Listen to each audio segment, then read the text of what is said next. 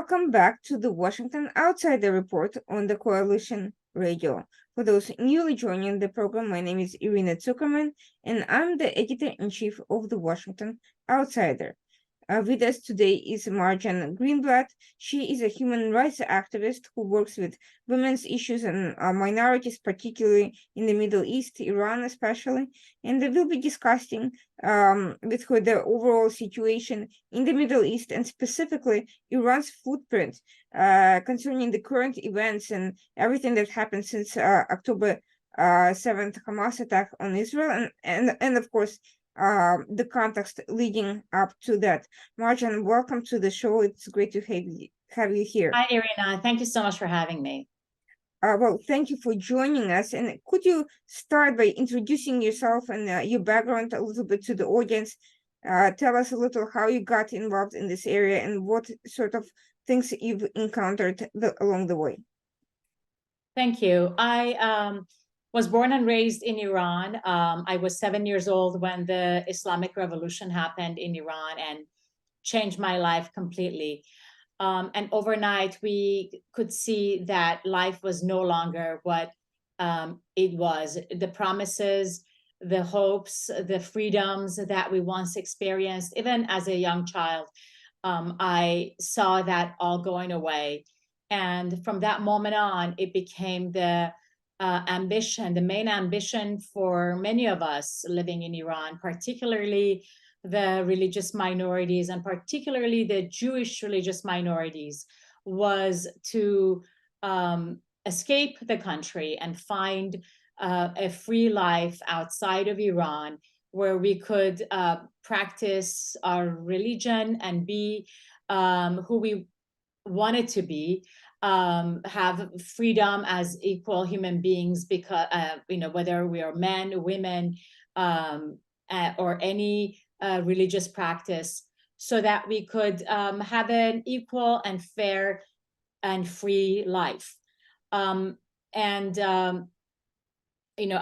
moved to the US when I was a teenager, and from that point on, my whole mission in life was to be a good American citizen and participate and give back to the country that has helped me to such a great extent. But about 10 years ago exactly, when there were conversations about beginning a new so-called diplomatic relationship with the Islamic Republic, based on the hope of a new reformist president, and at the time, Hassan Rouhani was taking shape in Washington, D.C., I, who happened to live in Washington, but I really was a Washington outsider. I love that term, by the way, for the name of your show.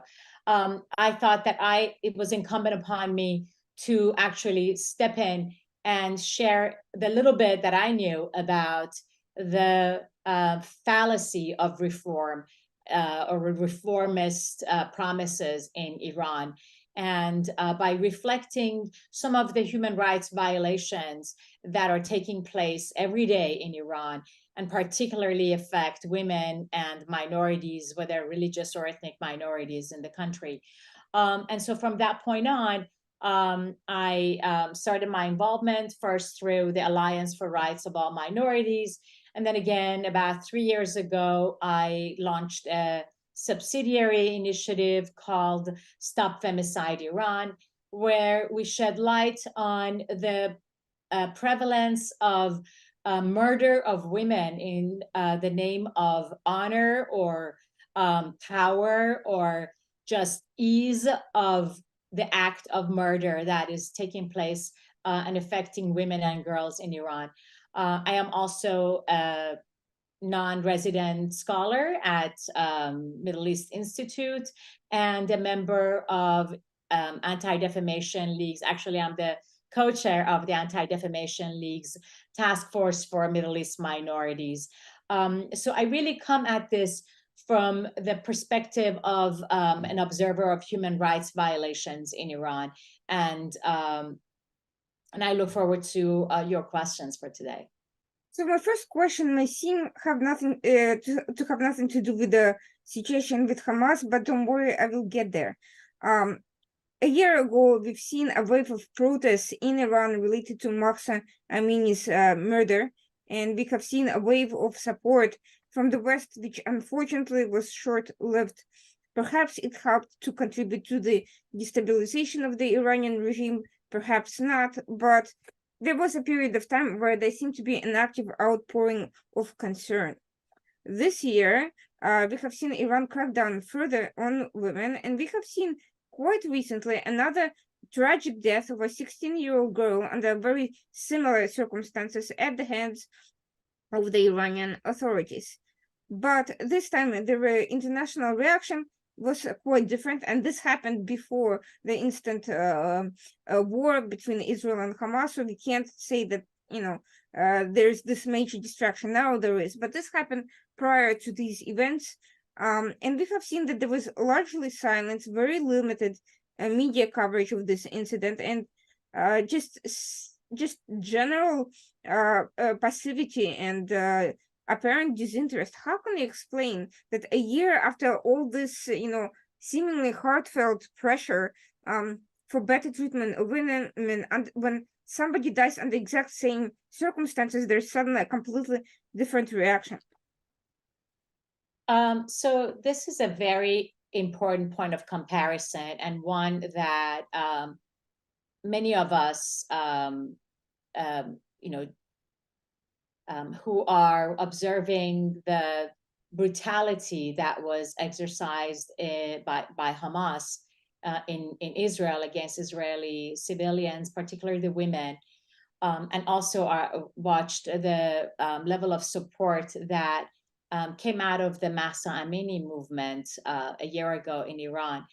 We're comparing it, and some are feeling that the level of support that was given to the Iranian women is not being reciprocated right now with the brutality that was unleashed on Israeli civilians and Israeli women and girls. What I would say about this actually is that the support was never enough to begin with. Mm-hmm. Even the level of response that we experienced during the Mahsa Amini, the Zan Zendegi Azadi revolution that started September 16th of last year, even that was not enough. It took a lot of effort. It took a lot of beatings, a lot of eyes were blinded, literally, in the protests. A lot of people were beaten up. Too many people were executed. Too many people were brutalized, raped in prisons, tortured in prisons, before the Western media and the Western audiences started to react to the atrocities that were taking place in Iran.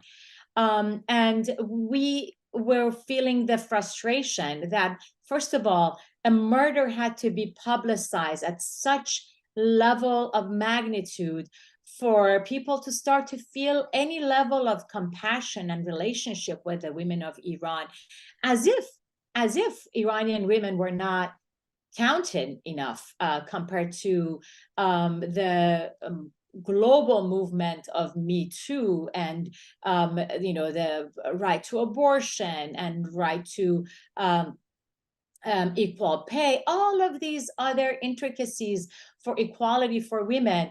It's just equality for Western women to Western men, but it was never equality between Iranian women and Western women. They were perceived as unequal entities in the first place. And many of us activists were frustrated that it had to take so much violence before finally some hearts would open and some level of solidarity were to be expressed.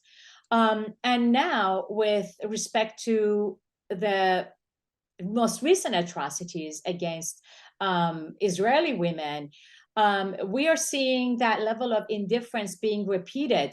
And there is even encouragement for this indifference because somehow Israeli women are being perceived or represented as not human enough, or as oppressors, as if there is a level of deserving that needs to that is there, and justifying the brutalities that were unleashed on them.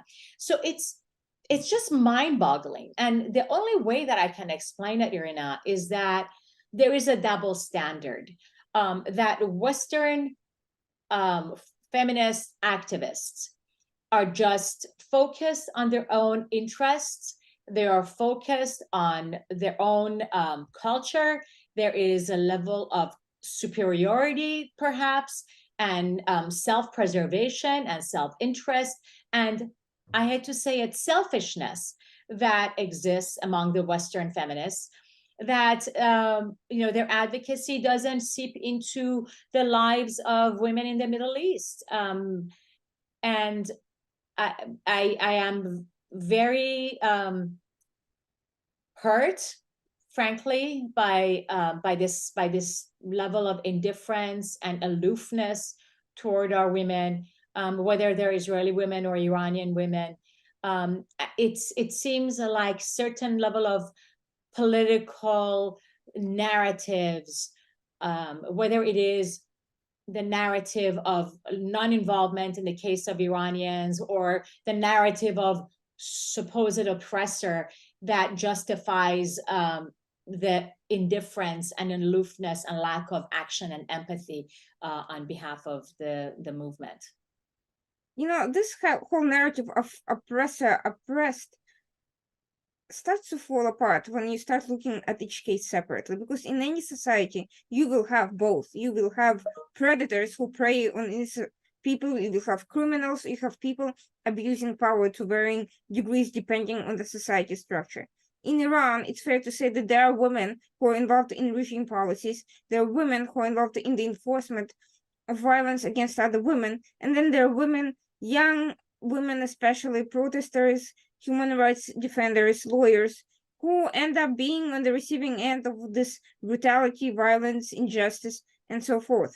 So it is fascinating to me that dynamic of the fact that there are women participating in the abuses and there are also women fighting it. It has not reached the level of discourse about other issues. When we are seeing anti-Israel rhetoric, it doesn't distinguish between Israeli women who are perceived as quote-unquote powerful and very, very left-wing peace activists who've been promoting dialogue and so forth. Hamas didn't distinguish between them, Iran didn't distinguish between them, and Western societies certainly do not make that distinction when they're talking about Israel's alleged human rights violations and all of that. And they certainly do not draw any distinctions between Iran's level of brutality and territorial disputes in varying parts of the world, and also the fact that Hamas has a genocidal charter which Iran has very eagerly embraced and supported, especially recently.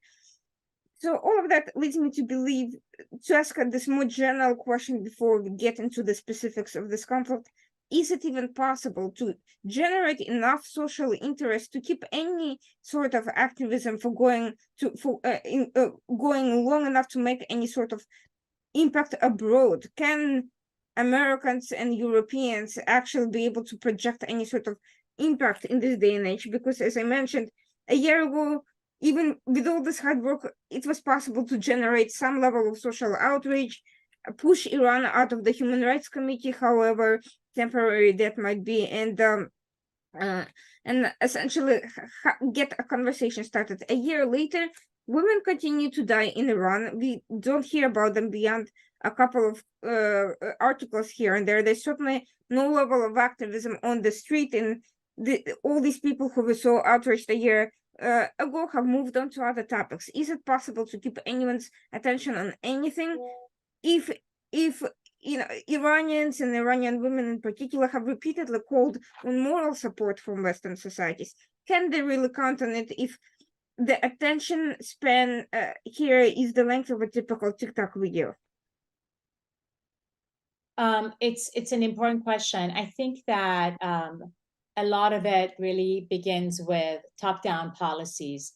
And I think we have had top-down policies of appeasement that for too long shaped the public opinion and fossilized a false narrative about, the oppressor and the oppressed, that put America and the Western world in general in the position of perpetual oppressors, and therefore perpetual responsibility for apologizing and ignoring whatever is happening in those countries with the excuse of non-intervention. Basically, there's been a fear of our intervention, or antagonizing the notion of America being the policeman of the region. And that has allowed us to become passive bystanders of watching atrocities happen in Syria and not say anything. Watching, the first Ukraine invasion take place. And again, we were told to not pay attention and just let them do their thing.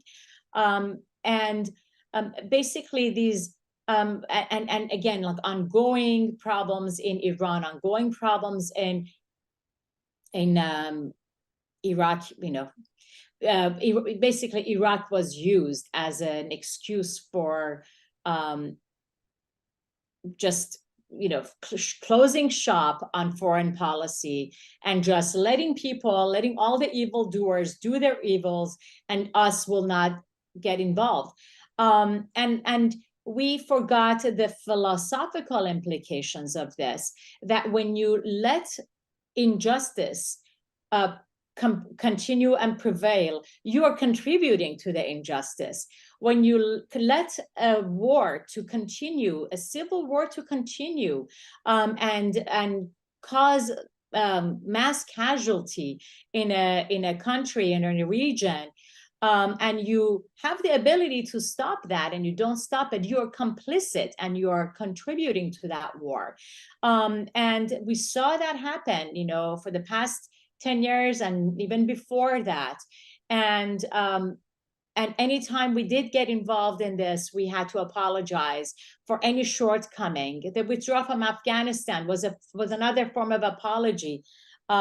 Instead of fixing it, we withdrew, and we allowed for worse atrocities to take place, and we just put blinders on so that we don't feel bad about our role in not stopping those atrocities from taking place.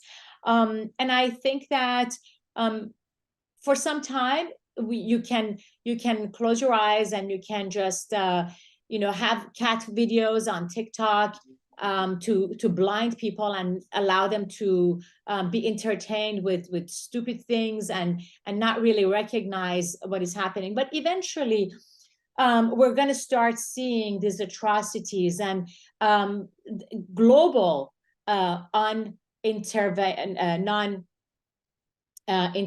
atrocities, and we're going to see them in our peripheral vision. And eventually, our consciousness is going to kick in, and we're going to demand that some things will be done differently from now on. Now, we are going to always have those people in the fringes with tens of thousands and hundreds of thousands and sometimes millions of followers on social media who will try to dominate the conversation. Nonetheless, I think I am hopeful that despite what they say about the aloofness and the indifference of Gen Z generation, I think that there will be eventually some level of activism and humanitarian awakeness that is going to be revealed and hopefully change things.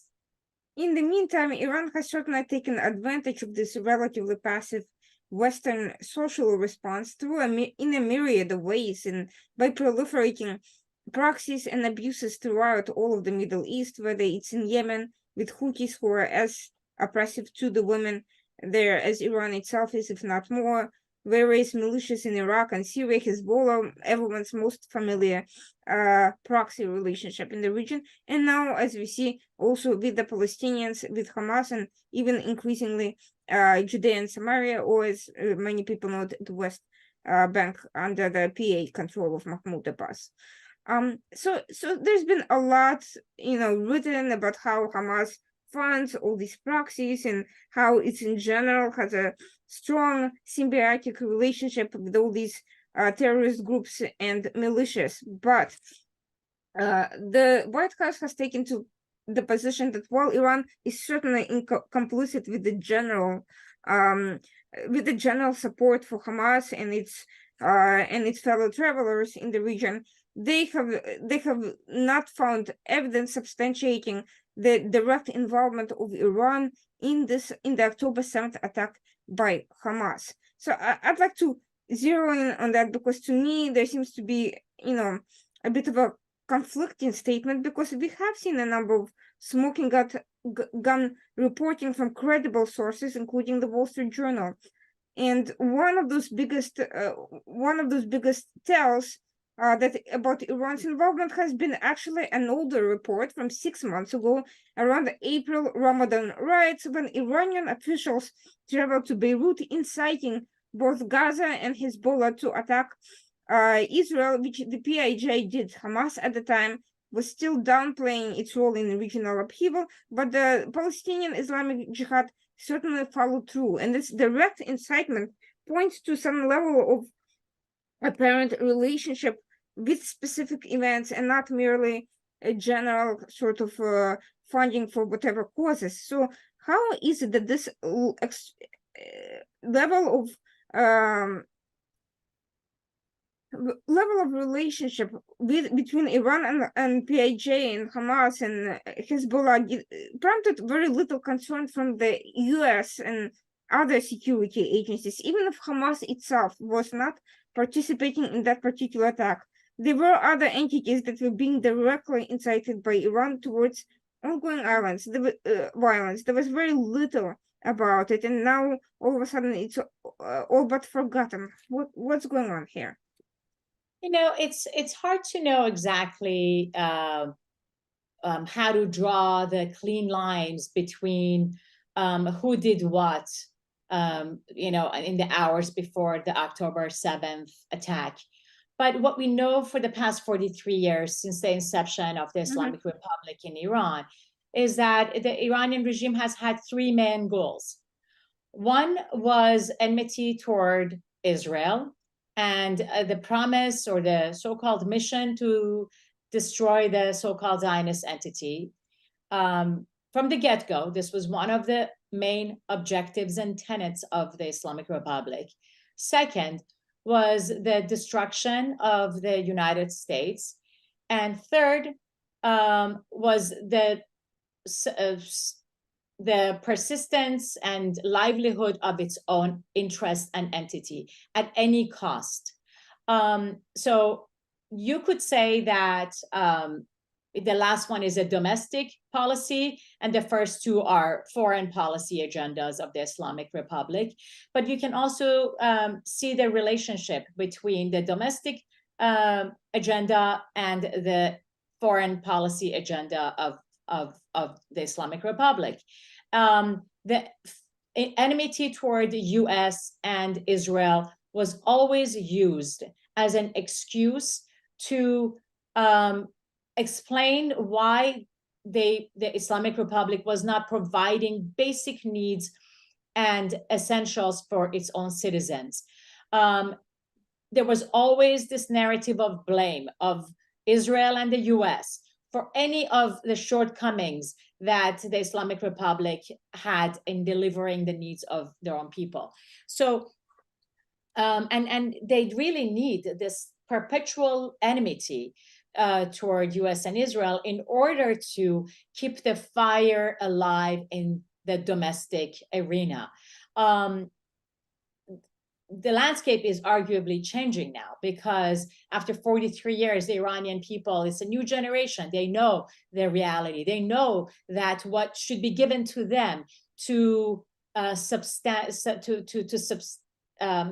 to help them feed their families, to build schools, to build hospitals, to get COVID vaccines, etc., was all invested in the proxies of the Islamic Republic abroad, to fulfill mission A and mission B. So right now, there is a moment of reckoning inside Iran, because they're experiencing weakness on a domestic level. Regardless of how you evaluate the success of the Women Life Freedom movement from last September, there is an undeniable level of unrest and dissatisfaction in Iran that is taking place right now. And also a new level of awareness, actually an increasing level of awareness about the fact that enmity toward Israel really doesn't get them anything. Whether the state of Israel exists or if it doesn't exist, it will not make their lives better in any way. That Iran, the Islamic Republic, God forbid, even if they were to get rid of Israel, they will continue the war elsewhere, and they will never really rest easy until they have taken over the world and globalize the revolution. So the people of Iran are just casualties of this enmity, and they will not benefit from it. But going back to your question about how do you draw the lines in this? The line begins with the Islamic Republic's tenet and mission. They have instigated this for 43 years. They have funded this for 43 years. They have provided $700 million to their proxies in Lebanon with Hezbollah. They have established like 4 or 5 entities in Iraq, the Badr organization, the Katiba Hezbollah, the Asib al-Haq, the Harakat al-Hezbollah, the Masters of Martyrs Brigade, in Syria with the Zainabiyun and Fatimiyun refugees from Pakistan and Afghanistan, who are basically ready to be deployed to do what? To destroy Israel. By the way, just a footnote, a humanitarian footnote about the Zainabiyun and Fatimiyun. These are refugees who have escaped very difficult conditions in their own countries. In the case of the Afghan refugees, they were Hazaras who were heavily discriminated against in their own country. And they have come to Iran for some better life, with the hope of a better life.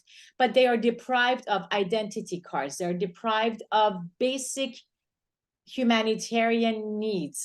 But they're incentivized to go and fight Iran's useless, pointless wars in these regions, saying that if you go and fight wars for us, we will give your families subsidies, identification cards, some money so they can live with a modicum of dignity in Iran.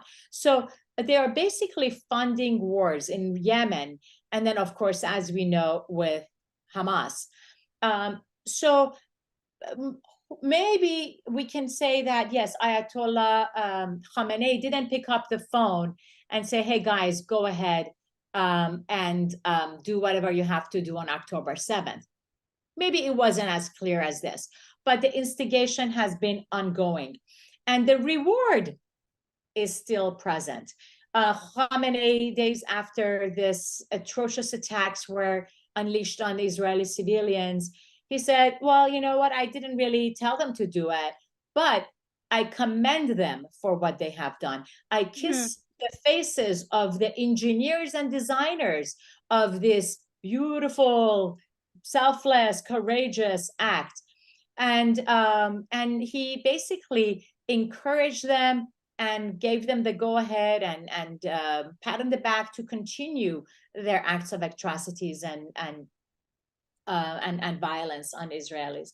But then again, you could say that at the same time that they instigate and they are consumed by this notion of perpetual war and perpetual enmity, they're also afraid of the combined might of Israel and the US.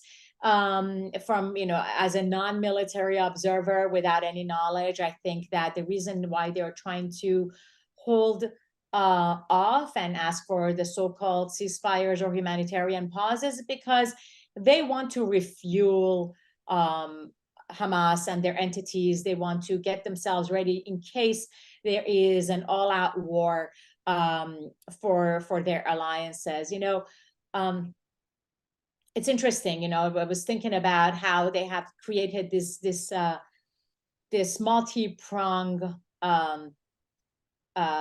axis of evil, modern day axis of evil in these areas, and in a way they have created their own NATO organization, and if they feel like one side is being attacked, they will mobilize and they will engage, and unlike any other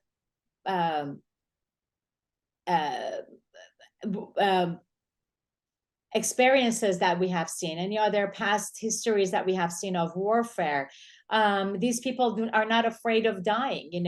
They see death as a medal, as an achievement, and you don't see that in any other. You don't see it as much in any other region, in any other culture, but for them, they're incentivized by death.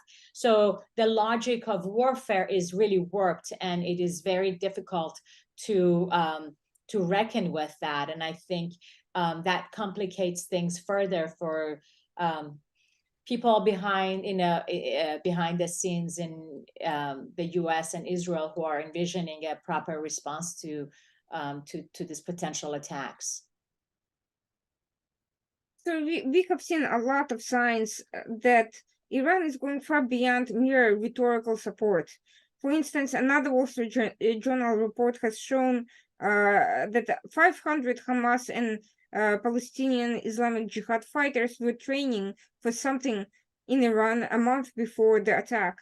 So clearly there's an ongoing relationship, and since then we have seen Hamas leaders from Qatar travel back and forth to Iran with complete impunity, and this has been part of an ongoing process for years. At what point will the international community say enough is enough? We have seen evidence that even if you didn't give the direct order for this specific set of circumstances, Iran was certainly aware that something big was being planned. They certainly wanted something to happen because they were providing all these fighters with military training, with weapons. None of that could be considered just normal humanitarian aid. Obviously, they were hoping for some sort of aggression against Israel at some point in time. The bigger the better, because the resources have been very, very significant. So at what point will Iran be held very strongly accountable for this reign of terror that has broken out around the region? And we are now seeing multiple entities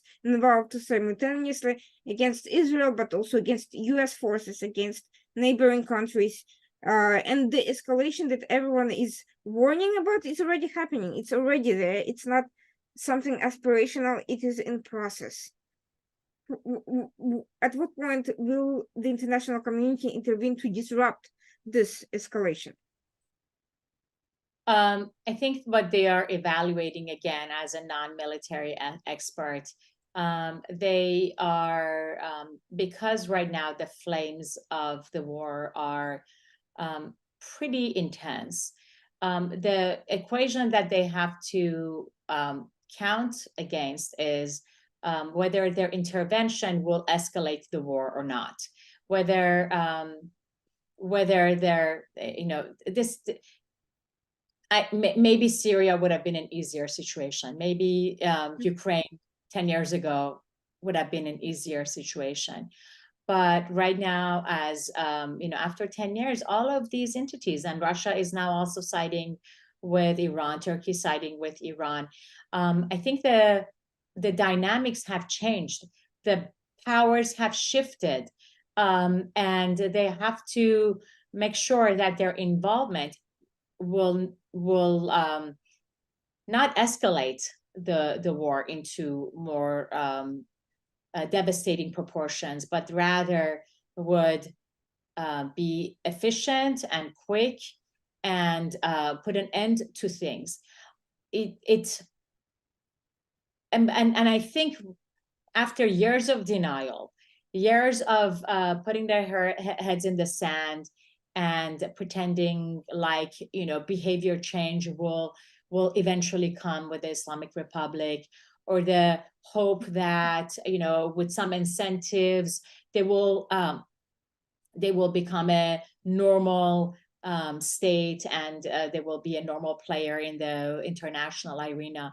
I think eyes are wide open right now, and they realize that they could never expect the Islamic Republic to participate as a normal entity, but they have to really have a very hard look at themselves and evaluate whether they have the capacity to engage in what could be a very difficult war with an Iranian regime that is probably, you know, we are also not really hearing about their state of accomplishment with the nuclear weapons. Is anybody even watching that? Where are they? Last thing I heard before October was that they are weeks away. Do they have nuclear weapons now? It's a very, you know, we have allowed, the Western world has allowed for Iran to become a Frankenstein's monster, and they have to know whether they can tackle it on their own or not. But you know, here's the thing. I'd like to push back on a couple of things. First of all, the international community involves, you know, strong leading defense alliances such as NATO, and on the other hand, you have the Arab world, which has claimed to see Iran as a major existential threat to their own interests, and yet is now siding with Hamas and downplaying Iran's involvement in this chaos that's endangering lives and contributing to humanitarian disasters absolutely all around the Middle East. And they're also witnessing the fact that the escalation is ongoing even without anybody else's additional involvement, because we have seen Hezbollah become increasingly more involved on the northern front, not as involved as people fear, but still their presence has grown. We have seen the Houthis for the first time shoot missiles all the way into the stratosphere, so to speak, which has not happened before against Israel. That's for sure. We have seen this escalation, against U.S. troops, with over 40 attacks in just a month. Which is quite significant.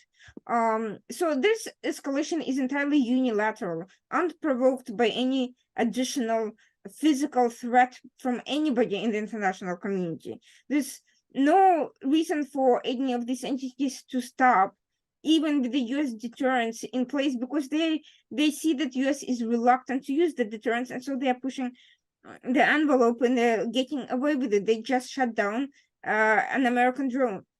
So that's one issue. The other issue is domestically, none of these countries are taking measures against Iran where they can. There is no cutting of the funding to Iranian operations, influence operations. There is no end to Iranian propagandists. And even Ariane Tabatabai, to name names, as we have seen in Semaphore, got to keep her clearance in a very sensitive political position, and that's just the US. I think Europe is probably equivalent, if not worse, and there's probably less pressure to expose such activity there. So, yes, maybe people have a reason to hold off on military involvement, but surely there are non-military things that they could reevaluate. Why isn't that happening? What is everyone waiting for or hoping for? I think the Western world has changed. I just think about when the war on Ukraine began, and the level of resistance that some countries showed to doing the right thing and supporting the Ukrainians. And I mean, in the middle of war, Zelensky had to go get on Zooms and literally solicit country after country for support. To make the case for this war, and Ukrainians, so many people until then didn't even know how to locate Ukraine on the map, and they didn't really care about Ukraine. They did not have an opinion, positive or negatively, about Ukraine. It was not part of the vernacular of Western households as much. But Israel has been. Israel has been for the past, especially for the past 40 years since the Islamic Revolution has been in place, and they have used their propaganda machines, not just in textbooks in Palestinian regions and in their proxy locations, but even trying to influence textbooks in America,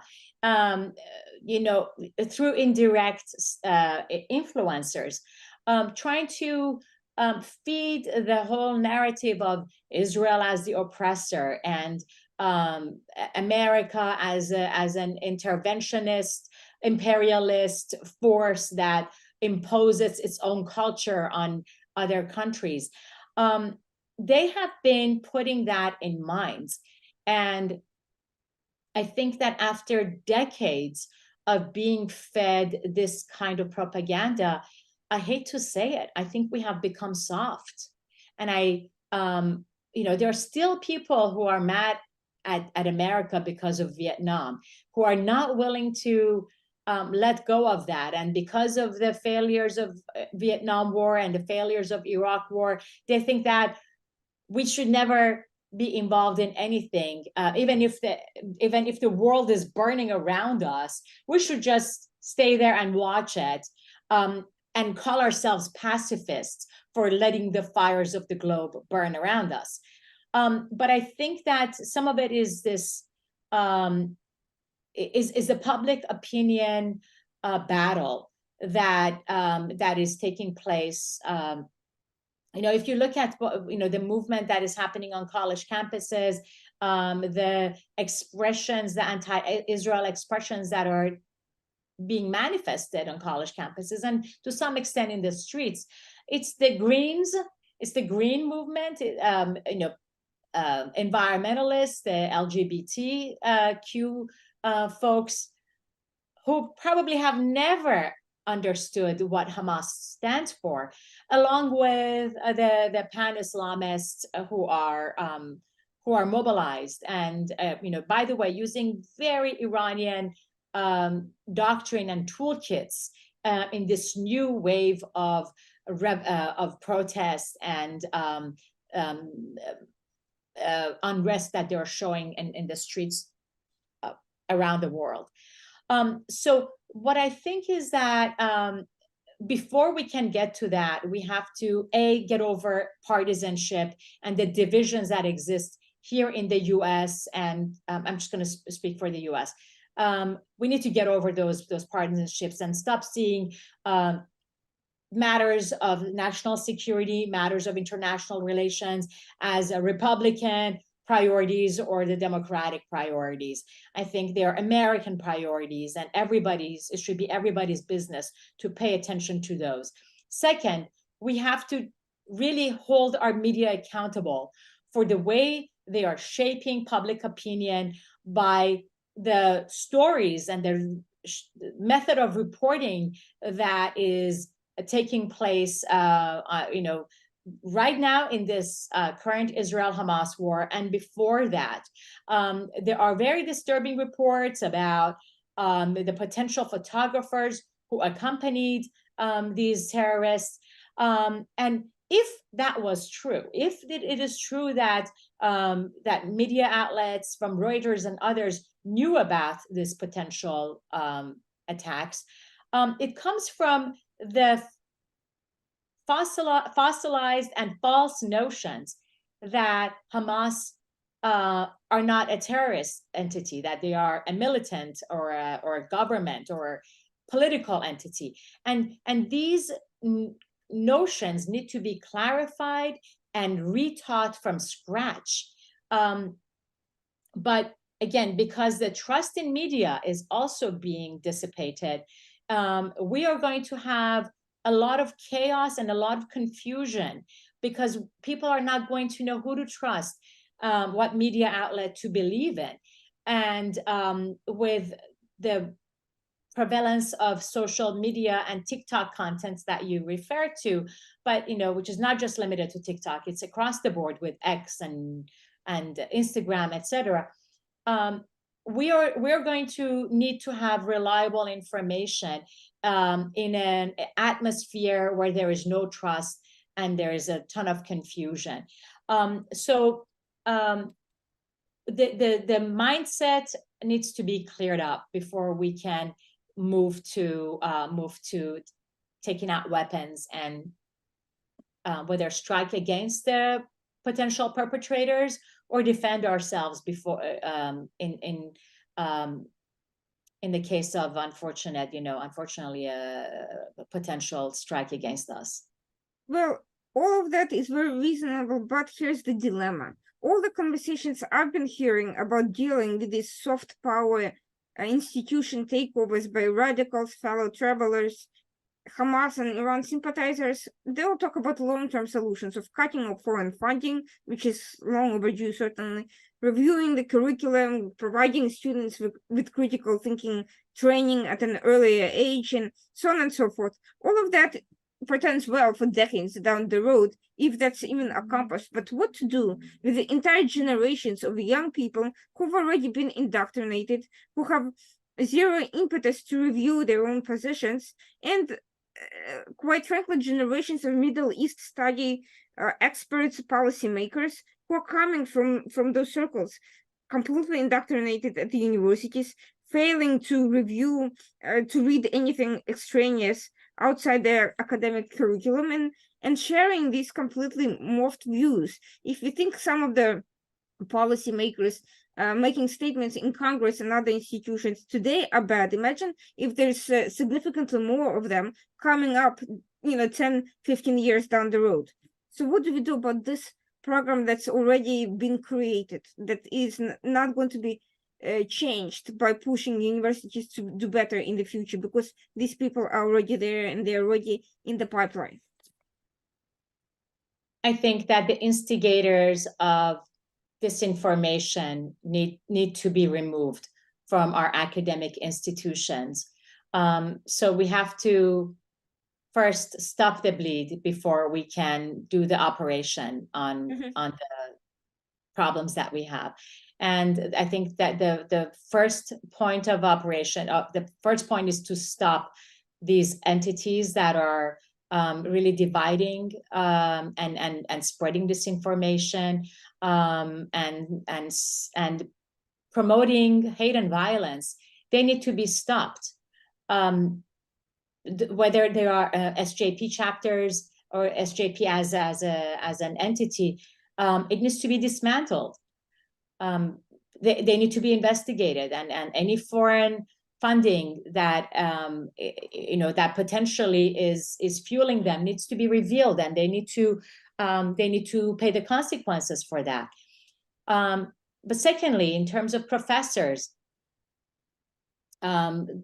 many of them probably have chair positions funded by foreign entities.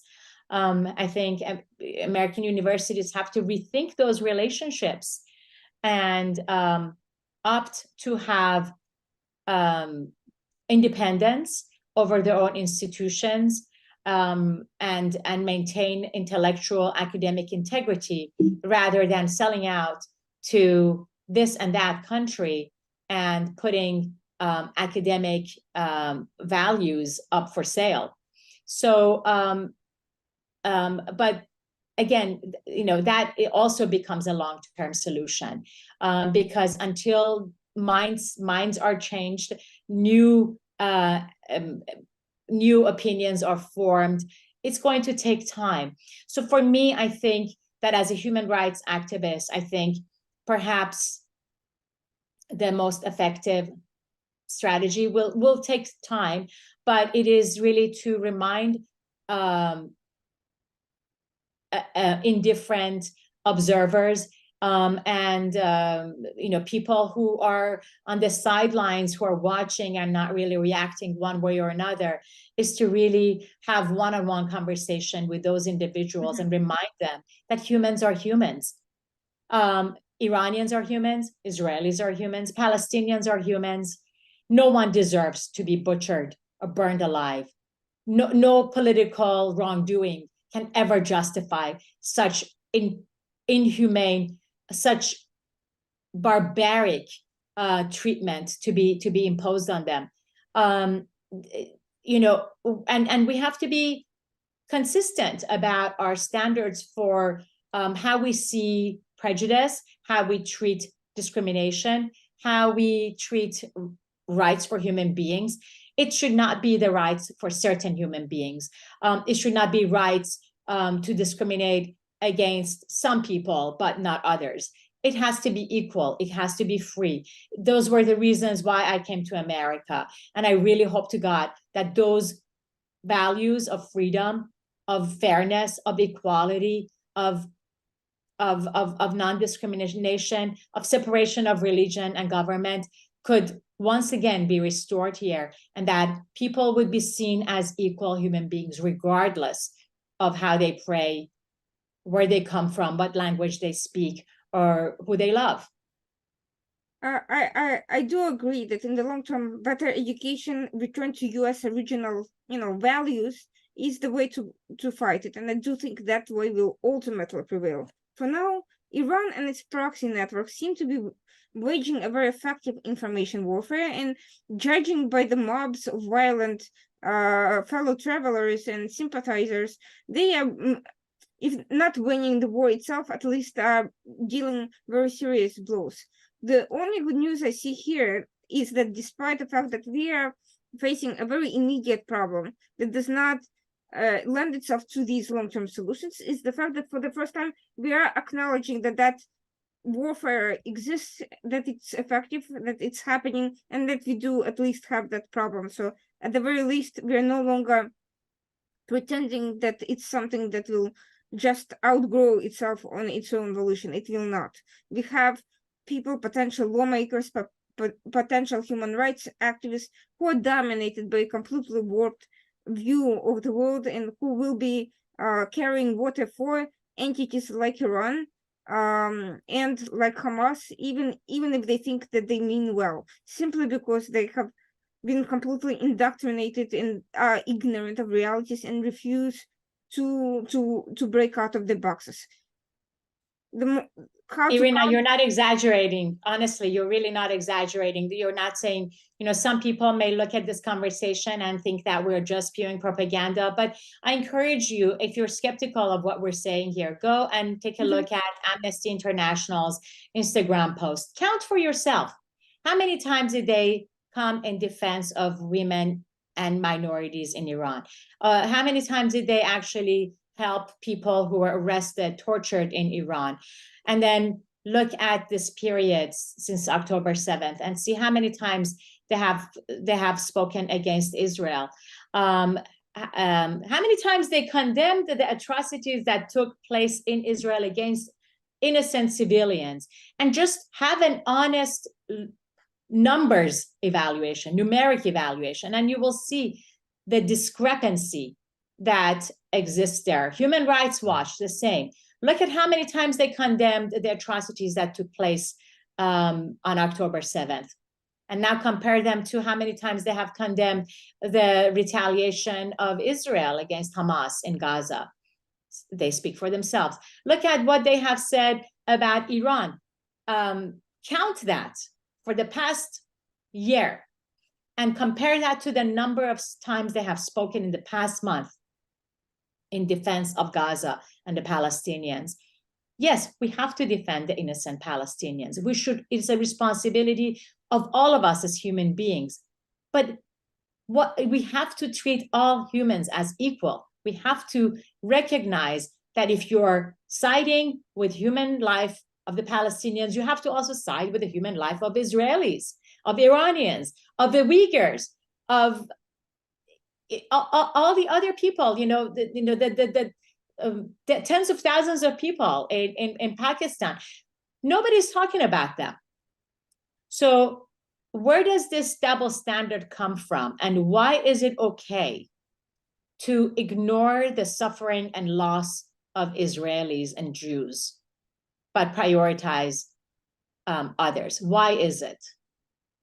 I think that's a question that we should be asking every time when we invite these human rights experts and commentators to come to when we give them platforms. These are the questions they should be challenged with. They should not be given a completely free platform to say whatever they want simply because they have a big name and a reputation. I think the problem with credentialism that gives uncritical support for anyone with a big name and a big fund to say anything they wish is what brought us to this situation to begin with, where these organizations are no longer accountable to the truth and are being used to shape the public opinion, as you pointed out, which serves dictatorships and human rights abusers and war criminals.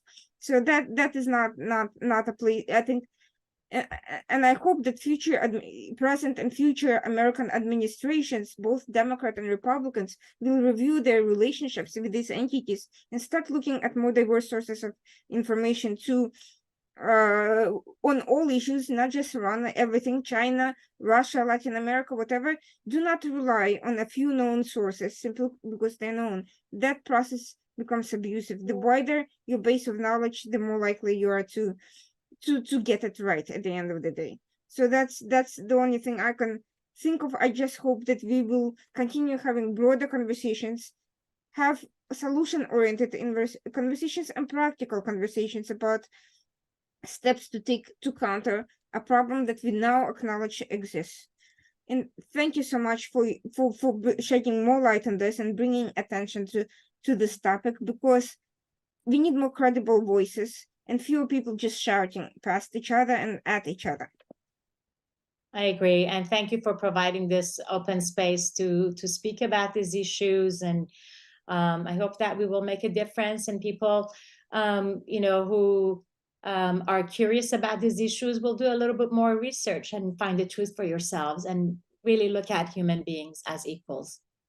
Thank you so much. That was Marjan Greenblatt. We've been discussing Iran's complicity and role in regional upheaval, starting with very much the October 7th attack on Israel by Hamas, but which seems to be expanding even more into regional confrontations with various Iran-backed proxies as well. And we'll be back next week, same time as usual, Tuesday night, 9 p.m., the Washington Outsider Report. Thank you so much for joining, for taking the time to listen, even though this is much longer than your typical TikTok video. And have a great night.